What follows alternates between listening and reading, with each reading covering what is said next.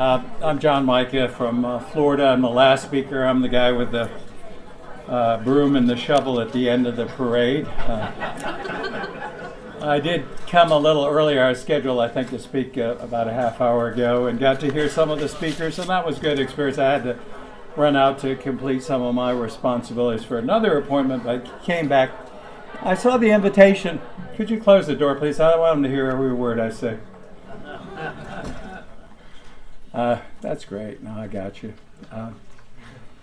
But I received the invitation and come to my office. I get hundreds of invitations, and all members of Congress do. But when I saw it, I thought, I should come, and I should also come to say thank you.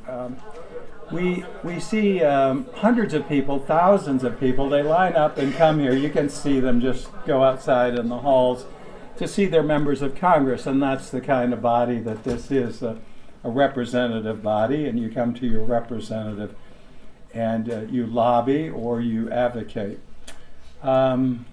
Unfortunately, I can't think of anybody who else has come to advocate for Christians who are being persecuted.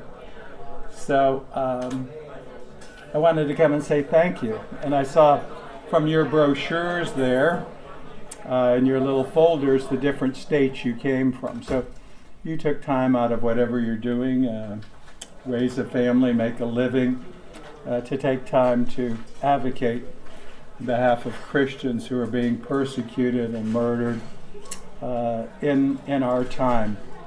Unfortunately, throughout history, people have stayed behind.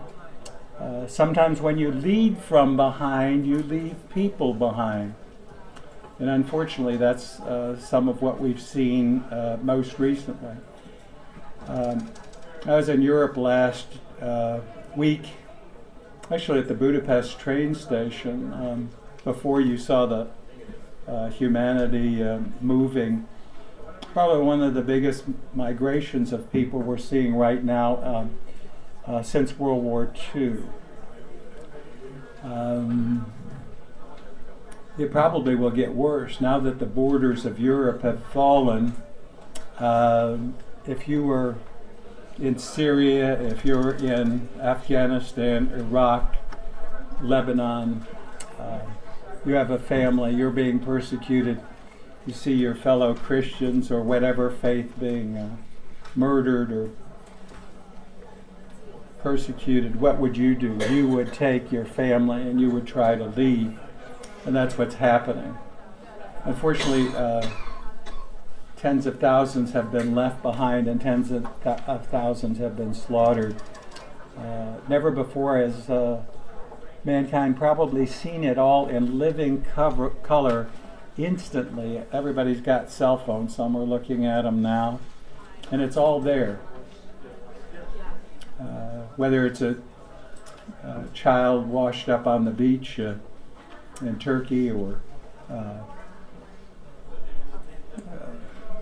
wherever people are being persecuted.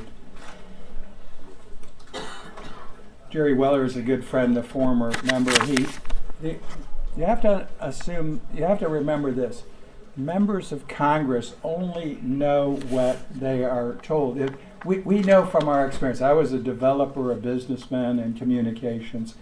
I know that. I've been the chairman of transportation. I've had 5 leadership positions in Congress, one of the senior members.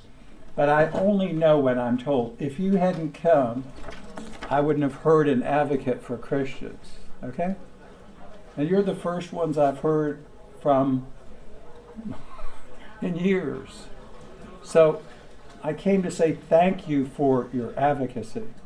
Thank you. I've read about the aid, the assistance that you provide. But bringing this before members of Congress, getting people like Jerry Weller, who's a very distinguished former member of Congress, he stopped me before I came in and he said, "Have you seen this?" I said, "No, what is it?" And this is a House concurrent resolution by Mr. Fortenberry. And I hadn't seen it before. I wouldn't know about it. I wouldn't know what you're doing in your advocacy if I hadn't received your invitation. But This is one measure that holds people accountable. And that's what we need to do.